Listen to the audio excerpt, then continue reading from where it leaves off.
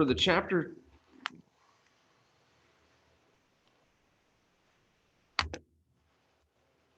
for your chapter 6 quiz, maybe.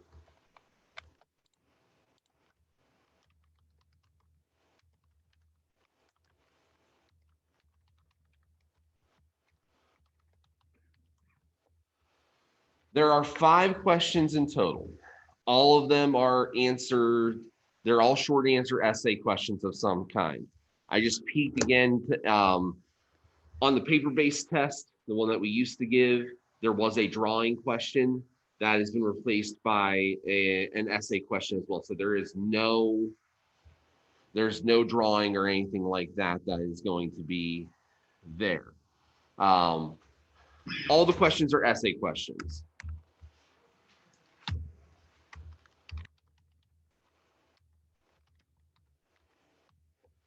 Three of those questions will ask you to compare intermolecular forces of something and apply those to some kind of physical property. This could be vapor pressure, this could be boiling point, this could be viscosity, any of the ones that we talked about, solubility.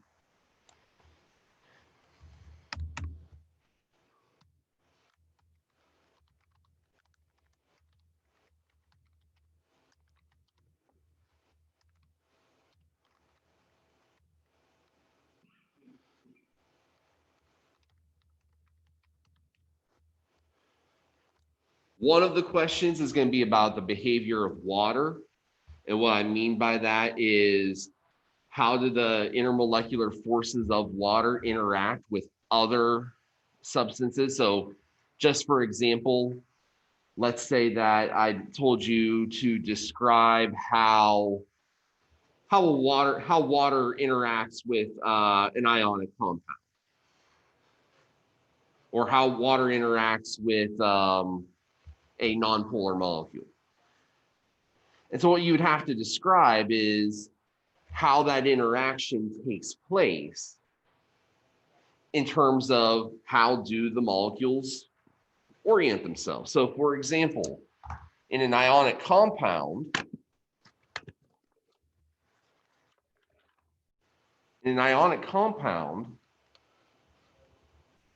we would be talking about, I've got positive ions and negative ions in that ionic compound. And the positive ions are going to attract the negative center of the water,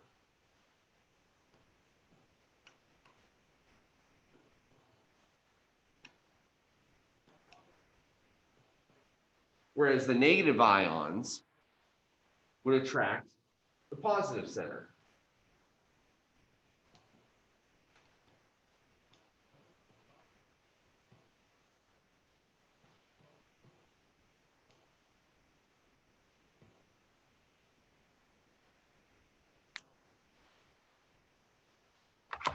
Because of the way that they're oriented. Polar objects are going to attract each other in a polar fashion.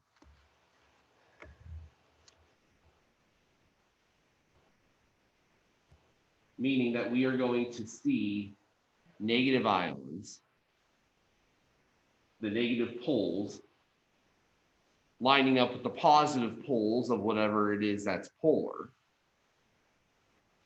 and vice versa for negative. Positive attracts the negative, negative attracts the positive.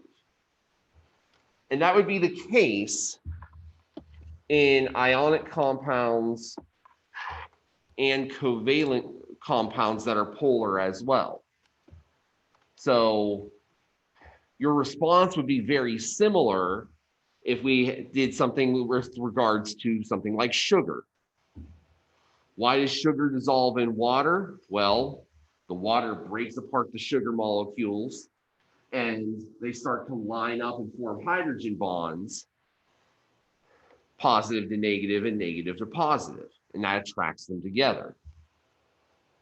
If I had something nonpolar, what we would see, the water molecules have much greater attraction to each other than they would to the nonpolar, so they tighten up. And any nonpolar object that is caught in the middle kind of gets squeezed out because there's much greater attraction among the water molecules and themselves than what they could create by doing intermolecular force interactions with the nonpolar molecule.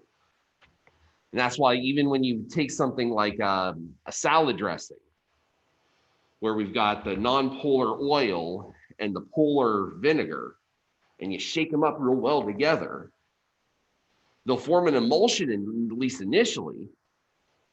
But over time, if there's not something in there to stabilize that emulsion, like egg or some kind of emulsifier, what happens is that eventually the vinegar molecules, which are polar and exhibit hydrogen bonding, will get back together and they'll start squeezing out those oil molecules and they'll separate again. You're going to see that regardless, unless you've got some kind of chemical stabilizer in there. And the term chemical stabilizer is kind of a loaded one, indicates that something's artificial. But you could do the same kind of thing with an egg, which is why a lot of salad dressings that have that consistency have eggs in them. Because the egg has a fatty portion, the yolk, and a polar portion, the white. And when you mix them around, it acts as kind of a stabilizer to bring together the polar and the nonpolar parts of the dressing. And that's what allows things to kind of stay together like that. So that's the water behavior question. The phase diagram question is really pretty simple. We give you a phase diagram and we ask you to tell us something about it. Usually the questions kind of center on, I've got a phase diagram with a bunch of letters on it. Tell me what's happening at letter F. Tell me what's happening at letter A. Tell me what's happening at letter B. So can you interpret a phase diagram? That is the primary question that you're going to be asked there. So that last one really isn't an essay.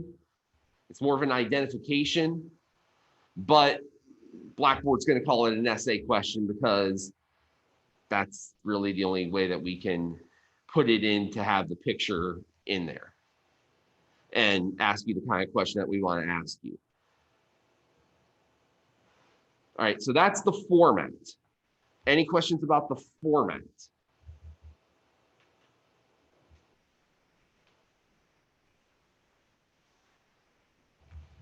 Okay, so I'll open it up now for general discussion. Anything that you want to talk about specifically, anything that you got hung up on as you're reviewing over the weekend. What are some specifics that we can talk about that would help you get ready for this quiz?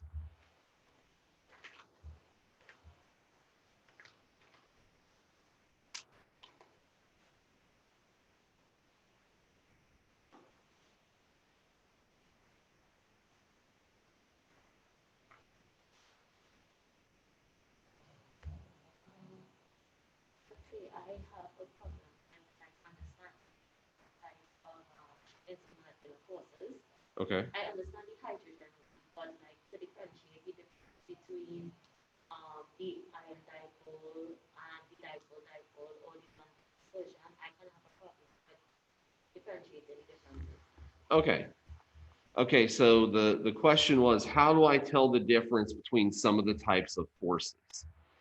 So how do I recognize that I have a dipole versus a hydrogen bond versus an ion dipole versus London dispersion and others? All right, the answer to that question lies in knowing when we see one type of force versus another.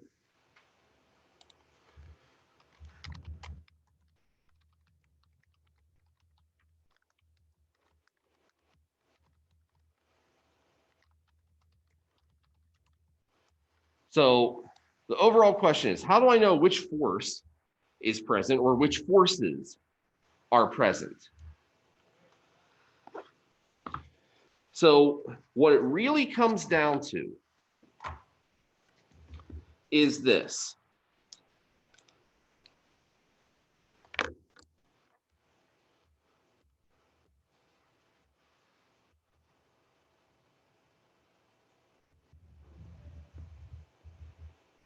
London forces are in everything.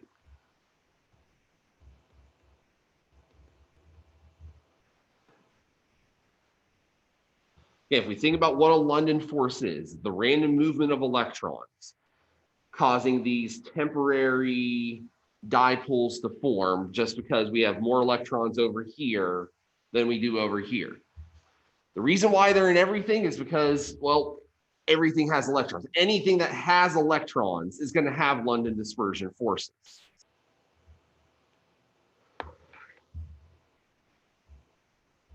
They are the only force in nonpolar substances.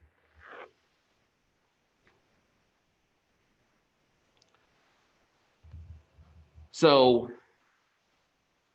first and foremost, if you can identify your molecule as nonpolar, and again, you got to go back to your chapter 5 to do that. We're looking for a molecule that has 100% complete symmetry.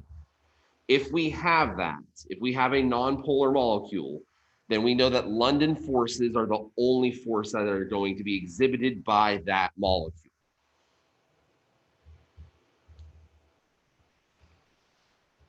So we can kind of draw a line here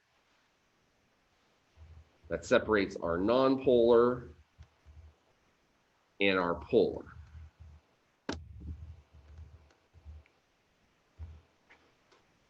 Now on the polar side, we're going to have the London forces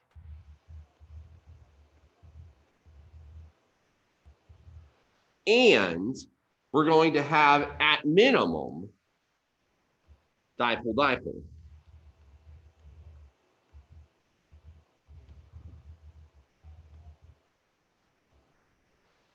Dipole-dipole forces are the minimum force for a polar molecule. Because if you have a polar molecule, that polar molecule consists of dipoles, and those dipoles will attract each other. So what we need to think about are polar molecules as these little tiny magnets with a negative side and a positive side. And so long as I have a dipole, a positive side and a negative side, there are going to be attractions that exist between them.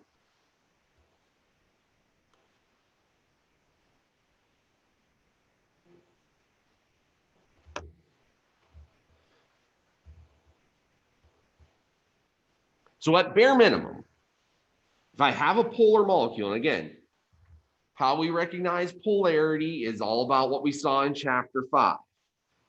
Any kind of element of asymmetry, non-symmetry present, whether it's a lone pair in the place of a bond, or if it's a different kind of bond, hydrogen to chlorine instead of a hydrogen to fluorine.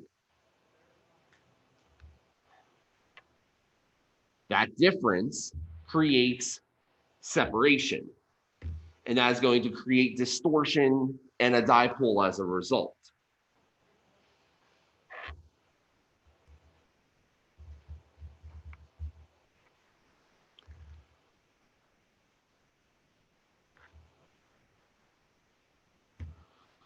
Beyond this, now we can go a little bit further. We're still in the polar region, but now we've got London dispersion plus dipole-dipole.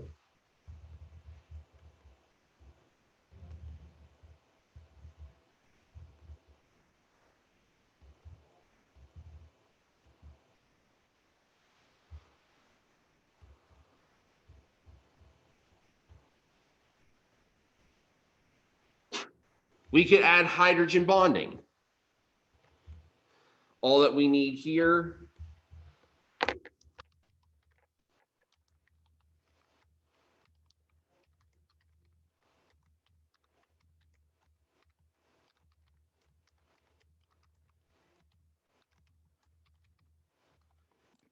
is a dipole molecule with one of those three bonds in it.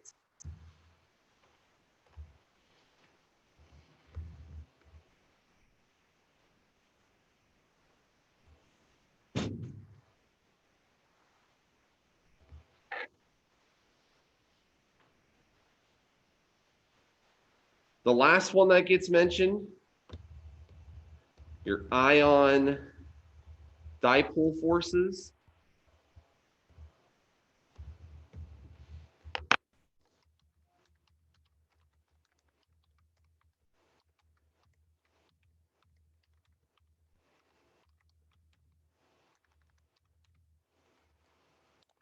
You need a dipole and ionic compound.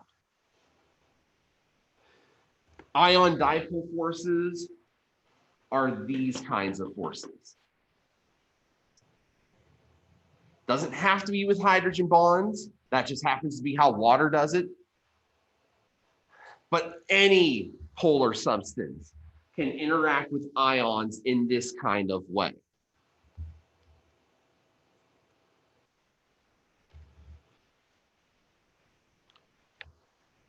So just as an illustration and example, I've got a positive ion.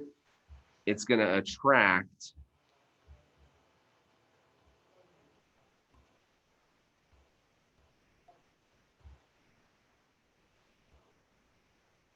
the negative poles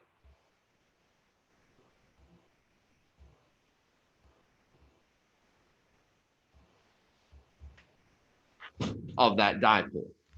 Doesn't have to be water, just has to be polar in some kind of way. So you need both of those things. You need something that is polar and something that is ionic in order to have an ion dipole present.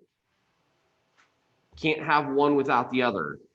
If you do, then you're dealing with a different kind of force. If the ion's not there, then you're talking about dipole-dipole interactions. If the dipole's not there and you're just talking about ions interacting, we call that an ionic bond. Ion dipole forces kind of represent that middle ground between polar molecules and ionic bonding, where we can see that the two are able to interact with each other without actually going through the process of bonding per se. It's the strongest of the non-bonding forces. It's the strongest of the intermolecular forces. It's one of the reasons why we see so many aqueous solutions for so many different kinds of molecules. Because if the water is capable of ripping the ions apart, these interactions are way stronger than what the water had by itself. And you may be saying to yourself, well, why would the ions do that though? The ionic bond is so strong. We talked all about lattice energy and all that, Coulombic interaction and whatnot. Fact of the matter is, individually, you would be correct. Ionic bond is stronger than an ion dipole force. But we can get more interactions because of water's size and the ability that it has to surround these ions than we could with the interactions. We also negate some of the repulsion forces that we find between positive ion and positive ion since the water is separating. So collectively, the ion dipole forces, because we have so many more of them, they override the ionic bond forces that exist. Now, one of the things we're going to get into in chapter 8 is we're going to start talking about solubility. And your solubility rules proficiency was just made active this morning.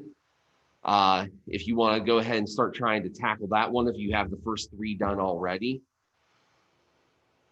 The reason we have solubility rules is because this kind of interaction is not always the norm. There are some occasions where the ionic bonds are still stronger than the ion dipole forces that get created. And those are the ones that don't dissolve in water or dissolve very sparingly in water. And the ones where the water is able to pull it apart, those are the ones that we see dissolve in water. Now there's one more kind of force that we didn't play a whole lot on, but it gets confused often because it looks similar.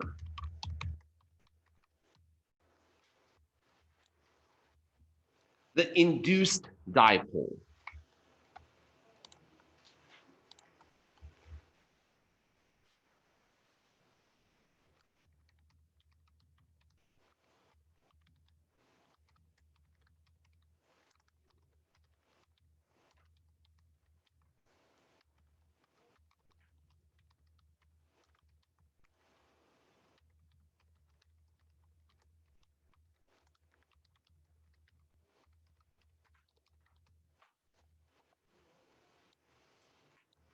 We discussed the idea of the induced dipole when we talked about solubility. I gave the example in particular of oxygen. Oxygen's molecular structure looks like so.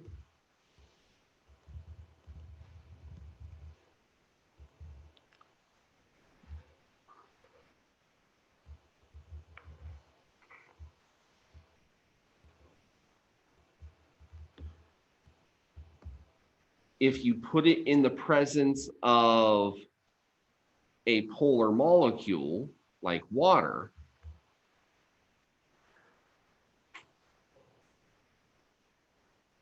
it can distort.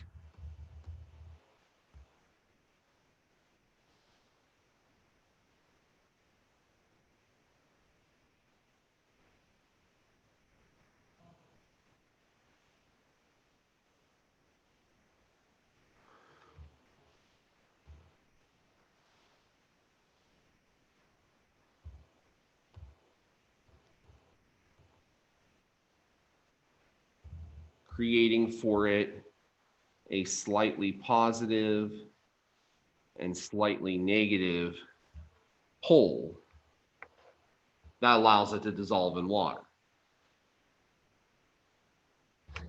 Now, this only occurs if it's in the presence of a polar molecule that's strong enough to cause it to distort. That's why it's called an induced dipole. The polar molecule induces this behavior. It doesn't happen on its own. This is different than a London dispersion force because remember, London dispersion forces are temporary. Those electrons are moving around all the time. This bending is a little bit more permanent. And because of that, the force that is created is a little bit stronger.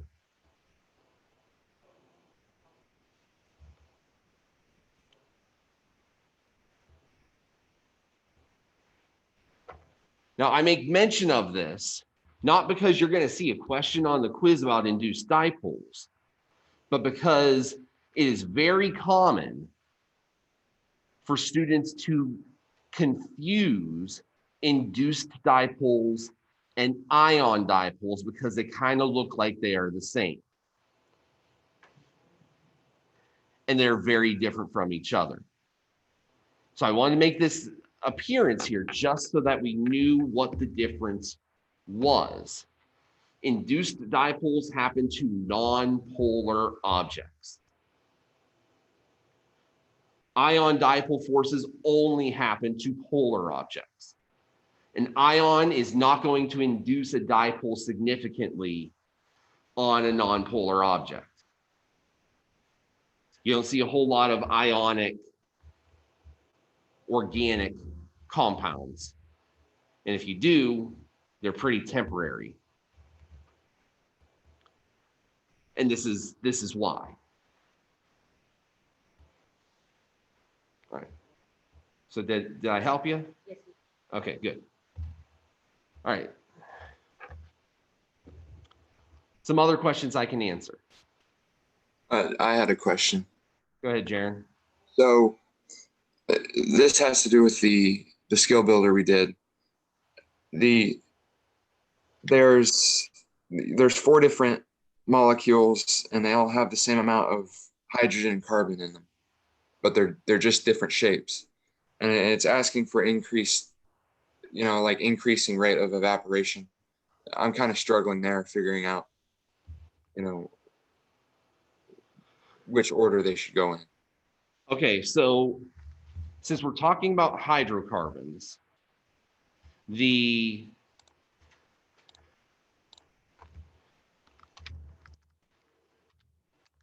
rate of evaporation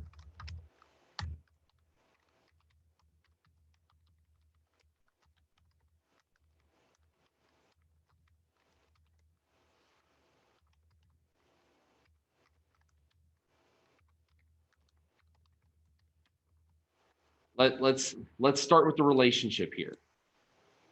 What is the relationship between the rate of evaporation of a substance and the strength of its intermolecular forces?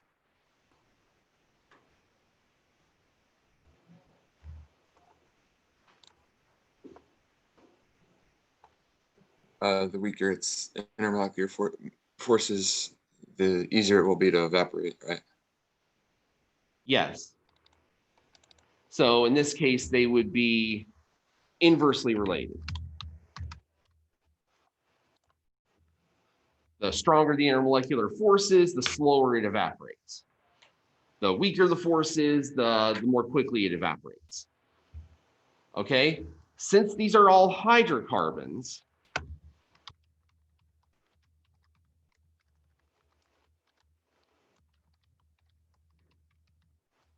we're talking about London dispersion forces in all of their cases.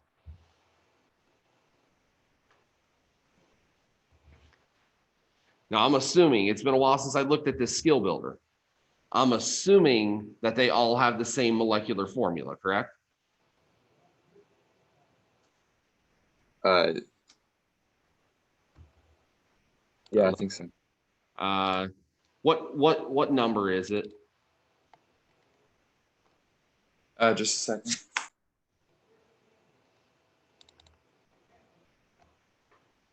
We'll just do this the easy way.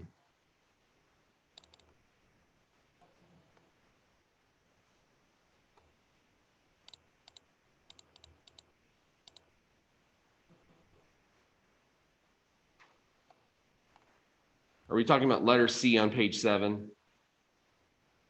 Yeah, I think so. All right, let me put that into the share. Okay, so these do all have the same molecular formula. The way that you can tell kind of the most easily is just count the number of carbons. 1, 2, 3, 4, 5, 6. 1, 2, 3, 4, 5, 6. 6 there. 6 there. So they all have the same number of carbons. They all have the same number of hydrogens. You can count it out if you want to. These are all structural isomers. If you remember, we talked about structural isomerism in one of the examples that we did last week. The idea here is relatively simple. Since we're talking about the same formula, we know that molar mass is not going to have an issue, any kind of impact on the intermolecular force. They all have the same number of electrons. The only thing that's going to matter is the structure. Which of these four has a structure that is going to be the most conducive to letting those molecules get right on top of each other and interact the most directly?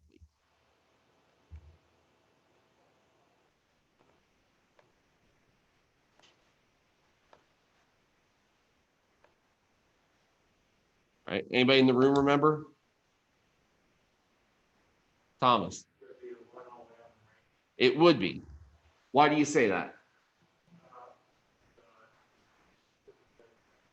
Okay. So the less branching that we have, the more ability they have to get on top of each other. They have greater surface area. The more of this kind of stuff that we see, the more bulky it is. I've got no access to this carbon in the middle. There's no way I can get that carbon to interact with anything else on any other molecule, because it's got four other carbons around it that are effectively blocking its access to the outside world. And we can see that this is pretty similar, and these ones are a little bit less similar. So the more bulky it is, the more that I see a carbon that's kind of trapped, the more difficult it is because it has less surface area exposed. So the one that's going to have the greatest intermolecular force is this one. And so it would evaporate the slowest. So if I label these 1, 2, 3, 4, 4 would evaporate the slowest. What would be the next slowest? Which one would evaporate the next most slowly? Which one has the greatest surface area after number 4? Ben? It would be number 2.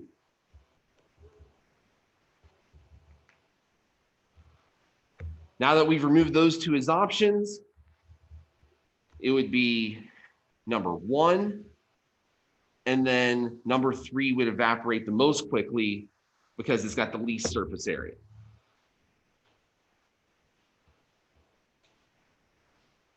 So that's the case for a lot of these. That's how a lot of these are put together, is can you identify the trends? So can I identify, in this case, all of these had London dispersion forces. So I just need to evaluate which London force was the greatest and which one was the least. If I look at letter D, for example, now I've got to identify them in terms of solubility. Now, we know water to be a polar molecule. So the thing that dissolves the best would be the thing that is the most polar of these objects. And again, we'll number them 1, 2, 3, and 4. Which of these 4 molecules would have the greatest solubility? Which one has the most polar interactions?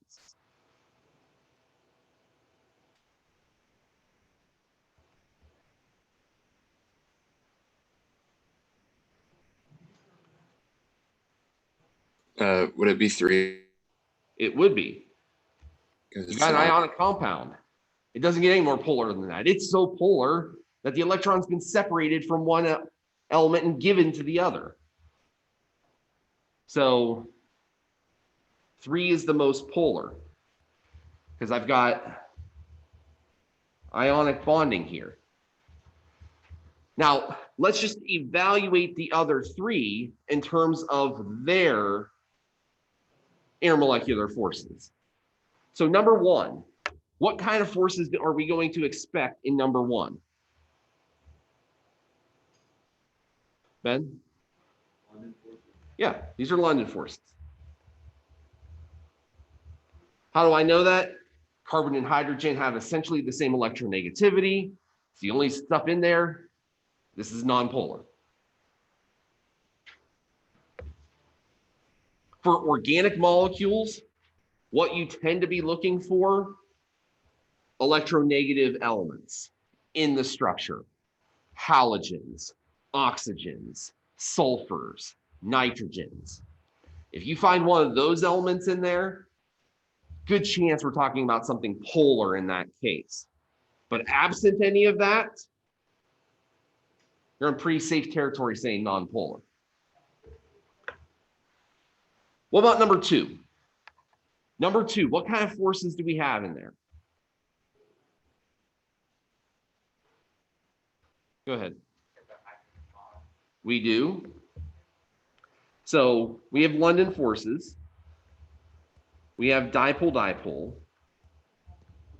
And we have hydrogen bonding. Now, it's important to note, hydrogen bonding is the strongest of those three, but the other two are present there as well. It's one of the reasons why the hydrogen bond is so strong, is because it does have those other aspects with it as well. Already identified number three is ionic. What about number four?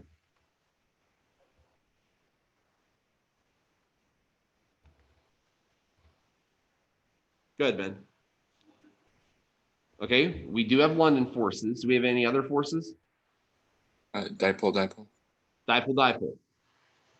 Key there, that oxygen. That oxygen is going to bend that molecule with a very electronegative center. You're going to have a negative around that oxygen.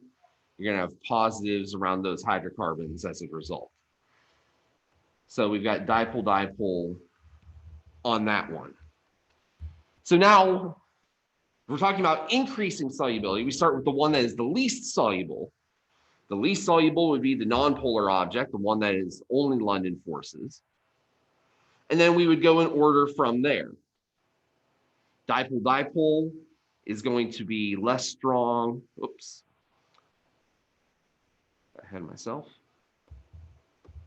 Dipole is going to be less strong than hydrogen bonding, which is less strong than ionic bonding. And so they rank out that way.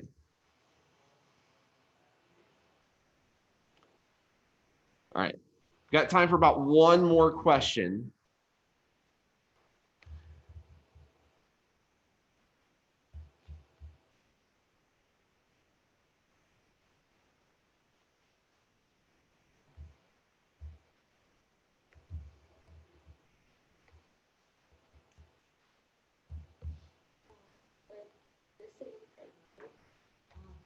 Like it's in boiling point, it'd be like almost the same concept as all the others. It would be. So if we were looking at letter E, decreasing boiling point, we would be talking about the same kind of idea. Now, there are some wrinkles in this one. In particular, we can see we've got a nitrogen group here and an oxygen group here. So in both of those, we would be talking about hydrogen bonding.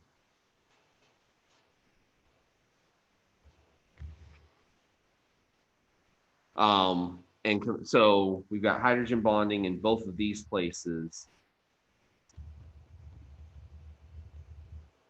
And we've got London forces in both of those places.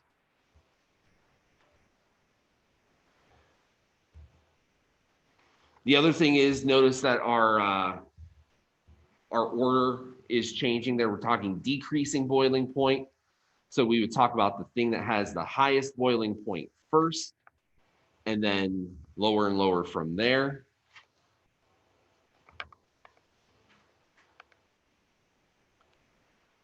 And so you would have a debate about 1 versus 4 at the top of the scale. You'd have a debate about 2 and 3 at the bottom of the scale. And the big contributing factor, obviously, surface area. You got that quaternary carbon there. Surface area is going to be lower in 2 versus 3. So we would expect it to have a lower boiling point as a result. So on this end,